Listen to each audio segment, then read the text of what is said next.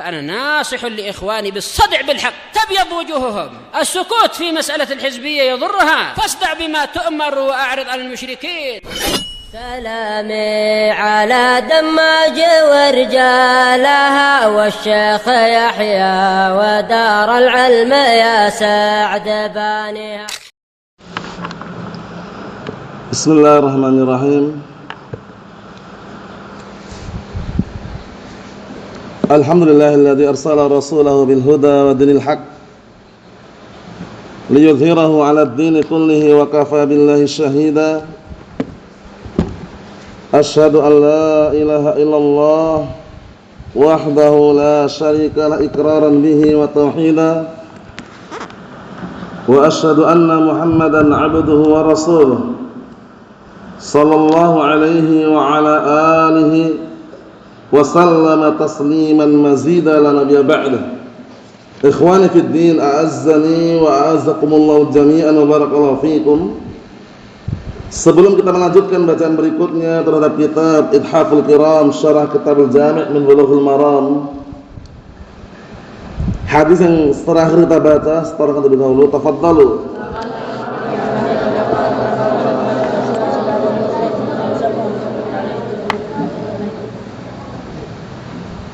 Na'am, ahsantum, barakallahu fiik, a'anakumullah. Kita lanjutkan bacaan berikutnya, halaman 158. Yang punya kitab bisa disimak. Qala al-mu'allifu asabahullah adhannu akdzabul hadis.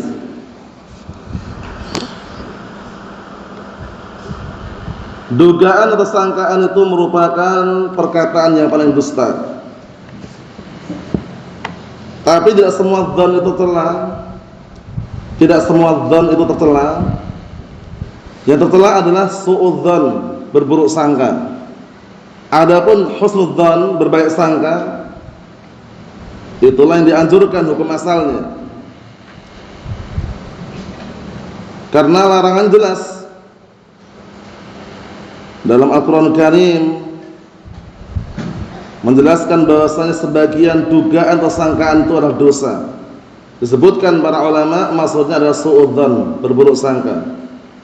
Karena pada asalnya hukum asal kaum muslimin, kita menghukumi mereka dalam dagangan, jualan mereka, sesembelihan mereka adalah husnudzan, berbaik sangka. Karena setelah syariat mereka ketika menyembelih membaca bismillah, sehingga pada asalnya nggak perlu untuk tanya lagi. Tadi nyembelihnya baca bismillah nggak Pak? Itu hukum asalnya nggak perlu tanya lagi. Selama itu kaum muslimin, dari kalangan kaum muslimin. Walaupun bertanya pun boleh juga, tapi hukum asalnya nggak perlu tanya. Sebagaimana yang telah dijelaskan juga, ketika datang daging-daging impor dari luar, kalau yang mendatangkan itu atau yang memproduksi itu adalah negara Islam seperti Arab Saudi, Yaman misalkan, Afghanistan, Pakistan, Tunisia, Mesir, Jazair, intinya negara-negara Islam, itu nggak perlu antum bertanya lagi dan tidak perlu mencurigai, itu hukum asalnya halal. Berbeda daging import dari negara kufar, Amerika, Brazil, Britania, Jerman misalkan, itu lebih baik dihindari. Jadi hukum asalnya penting sekali, sehingga menghilangkan semua iskal dan menghilangkan keraguan. Sebagaimana hukum asal kita di dalam bermuamalah dengan sesama manusia secara umum dan sesama kaum muslimin secara khusus, itu juga husnudzan, berbaik sangka. Ketika antum menjual barang, kemudian orang membeli barang kita nggak perlu tanya untuk apa barangnya, itu hukum asalnya, nggak perlu nanya. Paham ya? Perkara dia gunakan untuk maksiat, dosa dia nanggung. Perkara dia gunakan untuk perkara syirik, perkara bid'ah, dia yang nanggung dosanya. Kita sudah berlepas diri. Karena konsekuensinya ketika bertanya, untuk apa barangnya? Untuk acara maksiat, acara bid'ah, acara kesyirikan misalkan, antum harus berani menahan, nggak boleh jual ke orang tadi. Paham? Antum misalkan punya TB atau bangunan, Kemudian menyediakan pilak, atau tahu pilak ya. Nah, ada orang beli pilak 5, nggak perlu tanya untuk apa, nggak perlu. Paham ya? Nah, kasih selesai, halal. Tapi kalau antum bertanya untuk apa, sama orang tadi digunakan untuk nyoret-nyoret tembok, untuk apa? Nyoret-nyoret jalan. Nah, antum harus berani menahan, nggak boleh jual ke dia. Paham ya? Karena udah tahu fungsi dan tujuan dia. Tapi hukum asalnya ketika dia membeli 5 tadi, 5 pilak, antum nggak perlu bertanya. Perkara dia gunakan untuk apa sudah urusan dia. Itu hukum asal. Sehingga hukum asal ini pastikan kita pegang erat-erat. Paham ya? Nah, berbeda kalau ada qarinah, tanda, alamat yang menunjukkan dia akan berbuat kejahatan. Nah, itu lain lagi. Bisa masuk dalam suudzon, berburuk sangka pada orang tadi karena adanya tanda atau qarinah. Wa illa hukum asalnya husnudzon. Paham ya? Terkhususkan kaum muslimin. Kita lihat. Qala al-mu'allif asbahullah an Abi Hurairah radhiyallahu anhu qala Rasulullah sallallahu alaihi wa ala alihi wasallam iyyakum wadh-dhanna fa inna adh-dhanna akdzabul hadits muttafaqun alaih. Dari hadisnya Abi Hurairah radhiyallahu anhu qala, beliau berkata telah bersabda Rasulullah sallallahu alaihi wa ala alihi wasallam, iyyakum maknanya ihdaru waspadalah kalian, berhati-hatilah kalian, wastanibu adzan, dan tinggalkanlah jauhilah dugaan atau prasangka. Fa inna dzanna akdzabul hadits, dikarenakan dugaan atau sangkaan itu adalah perkataan yang paling dusta. Kita lihat penjelasannya. Qala Asy-Syaikh Shalal Fauzan asbahullah, adz-dzannu huwa at-taraddud baina syai'ain ahadihima arjah min al-akhar. Bedakan antara dzan, nanti di sana ada namanya maratibul idrak. Maratibu al-idrak, tingkatan-tingkatan pengetahuan. Ada dzan, ada yang namanya wahm, ada yang namanya syak, ada yang namanya jahl, ada yang namanya barakallahu yakin atau al-ilm. Yang nomor pertama, nomor 1 adalah al-ilm. Al-ilm itu adalah apa? Idrakus syai' ala ma huwa alaihi idrakan jaziman. Mengetahui sesuatu sesuai dengan realita dan faktanya, itu namanya ilm. Paham ya? Itu tingkatan idrak paling tinggi. Jadi al-ilm, dia punya ilmunya. Maksudnya orang dikatakan berilmu bagaimana? Kalau dia mengetahui sesuatu sesuai dengan realita dan faktanya, itu namanya al-ilm. Kalau dzan, sebagaimana dijelaskan nanti, bahwasanya dia bimbang di antara dua perkara, tapi dominannya benar. Lebih dominan ke benar, lebih kuat benar dugaannya. Faham? Nanti ada contoh lebih mudah dipahami. Kalau wahm, itu juga bimbang di antara dua perkara, tapi kemungkinan besarnya salah. Itu wahm. Kalau syak, itu ragu, bimbang di antara dua perkara, tidak ada yang saling menguatkan. Bimbang. Paham ya? Nah, al-jahl idraku syai' yukhalifu ma huwa alaihi. Artinya kalau jahl itu mengetahui sesuatu tidak sesuai dengan fakta dan realita, itu namanya jahl. Jahl pun terbagi menjadi berapa? 2. Jahlun basit, jahlun murakkab. Jahlun basit itu adalah kebodohan yang ringan yang wajar. Anak kecil, orang belum paham, itu wajar dia nggak tahu. Paham ya? Tapi jahlun murakkab itu adalah apa? Bodoh yang berlipat-lipat. Sudah tidak tahu, sok tahu, itu jahlun murakkab nanti. Paham ya? Naam. Karena anak kasih contoh dengan satu contoh, tinggal antum bayangkan aja. 1 tambah 1 berapa? 2. Ini benar ilmu. Mengetahui sesuatu dengan realita dan faktanya. 1 tambah 1 berapa? 2 kan? Itu ilmu berarti. Kalau dzan, 1 tambah 1 berapa? 1 tambah 1 itu kalau tidak salah 2. Masih bimbang dia, cuman dia kemungkinan besarnya benar, dzan. Kalau tidak salah 2. Belum yakin ini. Tapi apa? Kemungkinan besarnya benar, dzan. Kalau wahm, 1 tambah 1 berapa? 1 tambah 1 kalau nggak salah 3. Itu wahm. Dzan, sangkaan, tapi kemungkinan besarnya salah, itu wahm. Kalau syak, 1 tambah 1 itu berapa? 1 tambah 1 itu kalau nggak 2, 3. Kalau nggak 2, 3. Bimbang dia, ragu. Paham ya? Kalau jahl, 1 tambah 1 berapa? Nggak tahu, itu jahl basit. Jahl basit. Paham ya? 1 tambah 1 berapa? 1 tambah 1 ya 5. Sudah bodoh nggak tahu jawab, itu jahl murakkab. Paham ya? Nah, itu sekedar contoh untuk membayangkan maratibul idrak. Paham ya? Tingkatan pengetahuan. Nah, di sini dzan kata beliau, ataraddud baina syai'ain ahadihima arja min al-akhar. Bimbang di antara dua perkara, salah satu keduanya lebih kuat dari yang lainnya. Paham ya? Nah, tapi para ulama menjelaskan dzan ini dominannya lebih kuatnya benar, itu dzan. Tapi kalau lebih kuatnya salah itu namanya wahm. Makanya terkadang dalam ilmu fikih pun kita membangun ibadah kita di dzan. Kok bisa kenapa? Karena ada perkara yang kita nggak mungkin yakin kecuali melihat. Paham? Dibahas dalam qawaidul fiqhiyah itu. Contohnya ketika bertahara bersuci dan gerakan sholat. Kita dianjurkan ketika mengangkat tangan sesuai syariat, imma sejajar dengan pundak, benar? Atau sejajar dengan ujung telinga, ya kan? Antum nggak perlu tengok kanan kiri. Allahu Akbar, nggak perlu tengok kanan kiri, paskan dulu, luruskan, turunkan, nggak perlu. Prediksikan pas sudah. Itu dzan namanya. Allahu Akbar. Aman? Karena kalau yakin harus dipaskan dengan lihat.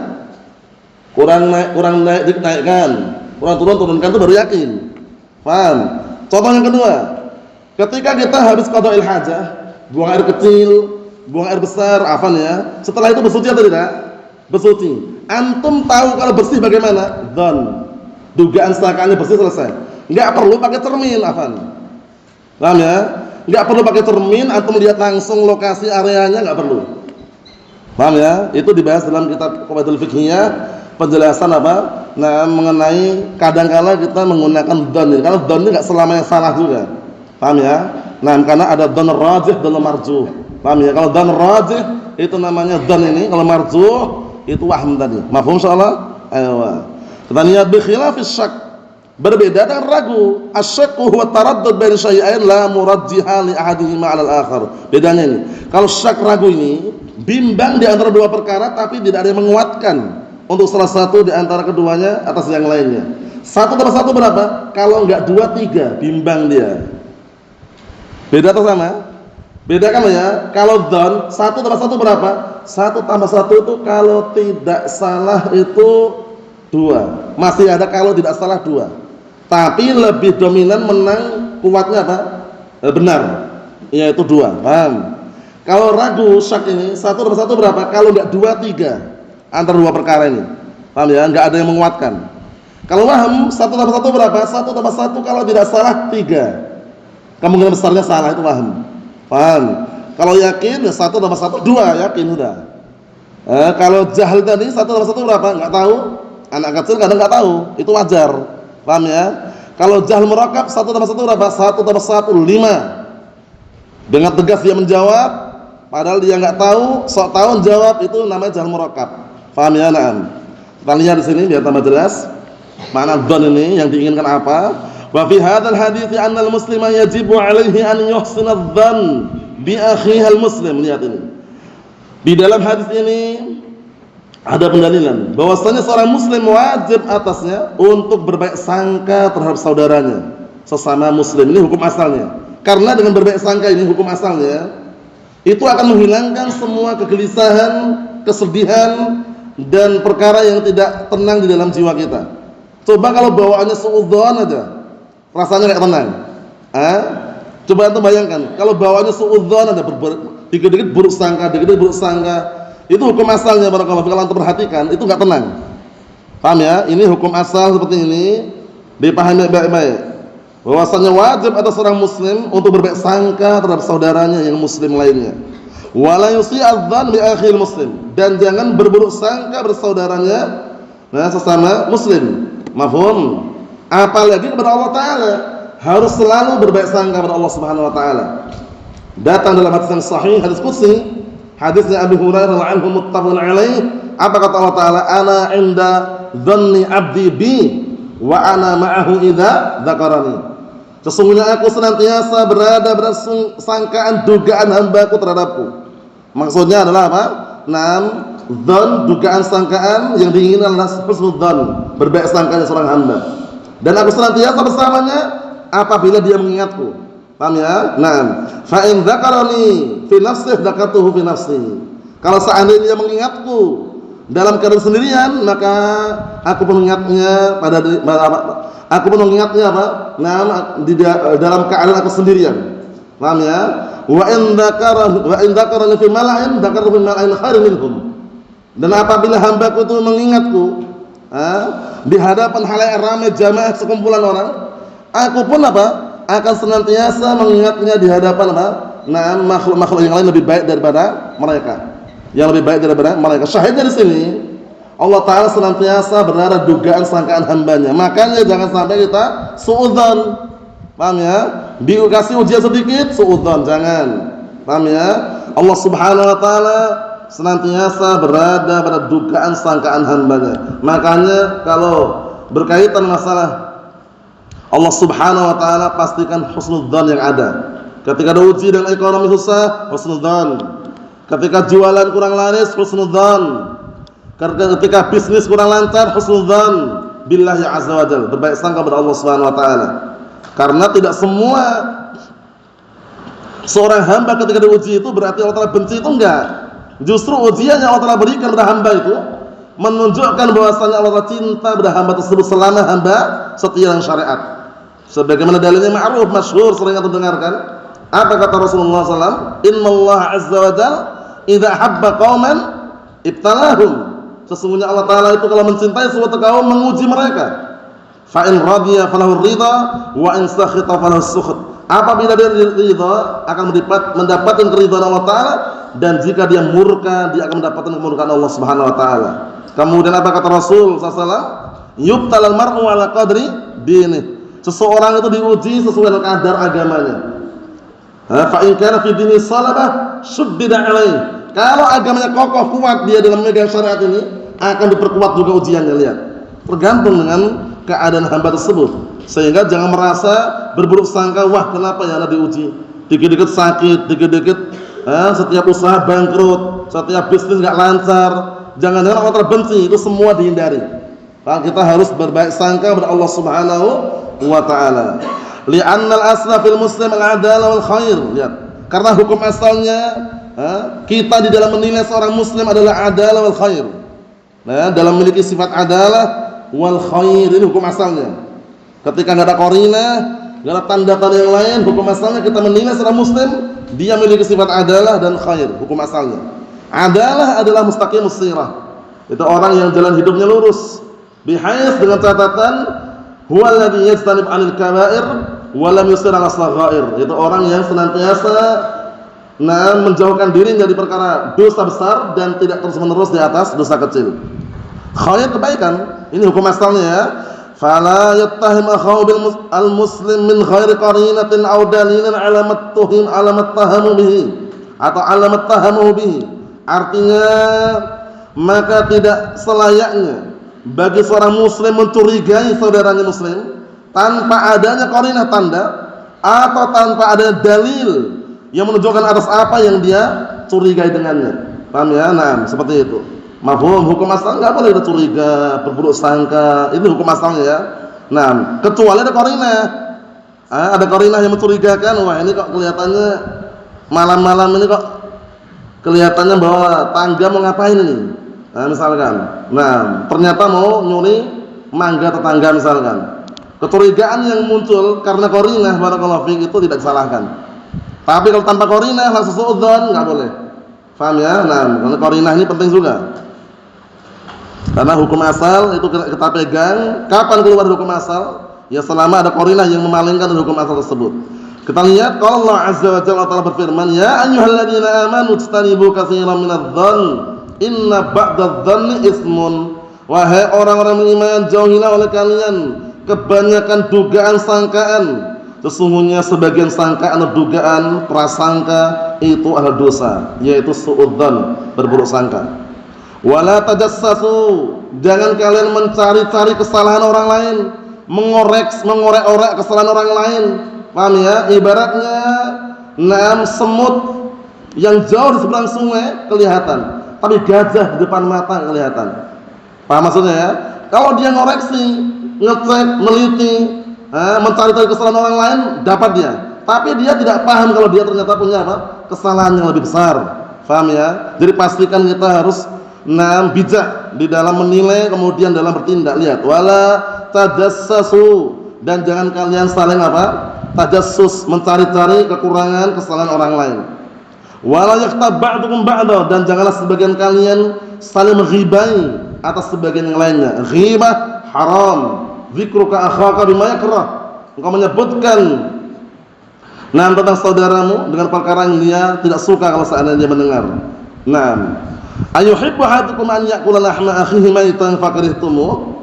Apakah salah seorang di antara kalian itu suka, senang memakan daging saudaranya sudah jadi bangkai yang kemudian kalian pun enggak suka atau membencinya? Wattaqullah, bertakwalah kalian kepada Allah Subhanahu wa taala, innallaha tawwabur rahim. Sesungguhnya Allah taala zat yang senantiasa menerima taubat dan juga zat yang Maha Penyayang. Walihada qala sallallahu, oleh karena ini Rasulullah SAW mengatakan, fa inna dhanna akdzabul hadits. Sesungguhnya yang namanya dzan, dugaan, sangkaan, itu merupakan perkataan yang paling dusta, perkataan jiwa. Karena enggak diucapkan kan? Dugaan, sangkaan itu kan amalan hati. Maksudnya sedusta-dustanya perkataan hati, perkataan jiwa dari hatinya. Yakni hati itu nafas. Paham ya? Naam. Bayangkan, memprediksikan dengan hatinya, bukan diucapkan loh ya, itu maksudnya. Idza haddatsatka nafsuka bisu'idz dzan, apabila dirimu mengajak bicara kepadamu dengan berburuk sangka bi akhik, dengan saudaramu, fakadzibha wala tusaddiqha, maka dustakanlah dia dan jangan dibenarkan. Karena masih apa? Dugaan, sangkaan. Paham ya? Na'am. Apalagi su'udzan tadi. Wahmil akhaka 'alal khair, dan bawalah saudaramu kepada apa? Kepada hukum asal, di atas kebaikan. Wa 'alaz zakah, dan juga di atas apa? Kesucian. Wa 'alal bir, dan di atas kebaikan. Wa la tattahimhu bima la yasbut, dan janganlah engkau mencurigai dia dengan perkara yang tidak ada pada dirinya. Jadi ini penting sekali hukum asal ini ya, barakallahu fiik, karena konteks iyyakum wadzan di dalam ilmu bahasa Arab itu konteks yang besar dan barakallahu fiik, perkara yang sangat besar. Kenapa? Karena dengan bentuk sighah tahdzir iyyakum. Iyyakum ini maknanya hadaru. Adzanna maf'ul bih, dengan fi'il yang dibuang takdirnya iyyakum wastanibu adzanna. Paham ya? Jadi adzanna mansub itu maf'ul bih ya. Sebelumnya pasti ada wawu. Iyyakum wa wadzanna mansub. Iyyakum wal kadhiba mansub. Iyyakum muhdatsati mansub. Iyyakum wal julusa mansub. Iyyakum ad-dukhula mansub. Itu semuanya yang mansub ini maf'ul bih. Dengan fi'il yang dibuang takdirnya utruku atau istanibu, tergantung konteksnya. Paham? Kalau di sini iyyakum wastanibu adzanna atau watruku adzanna. Berhati-hatilah kalian, waspadalah kalian, dan jauhilah, tinggalkanlah adzan, dugaan, sangkaan yang buruk. Bisa dipahami? Itu sekedar faedah seputar apa? Nahwu atau bahasa Arab, biar nanti enggak disamakan dengan iyyaka na'budu. Karena iyyaka na'budu iyyaka juga. Cuman iyyaka na'budu itu iyyaka di situ bukan apa? Sighah tahdzir. Kalau di situ iyyaka na'budu iyyaka, iya dhamir munfasil istilahnya. Dhamir terpisah fi mahallin nasbin maf'ul muqaddam. Tapi kalau iyyakum di sini iyyakum wadzan, iyyaka wal julusa. Iyyakum wal julusa, iyyaka wal kadhiba. Itu iyyak itu sebagai apa? Sighah tahdzir. Paham insyaallah ya? Maknanya tergantung jama' atau mufradnya. Mafhum insyaallah? Ini yang kita ambil, barakallahu fiik. Semoga Allah taala senantiasa melindungi kita semuanya dari suudzan. Terkhususkan suudzan kepada Allah Subhanahu wa taala. Semoga senantiasa dianugerahi husnudzan billah dalam setiap saat, setiap waktu, setiap keadaan. Nasallahu as-salamata wal afiyah, walhamdulillahirabbil alamin.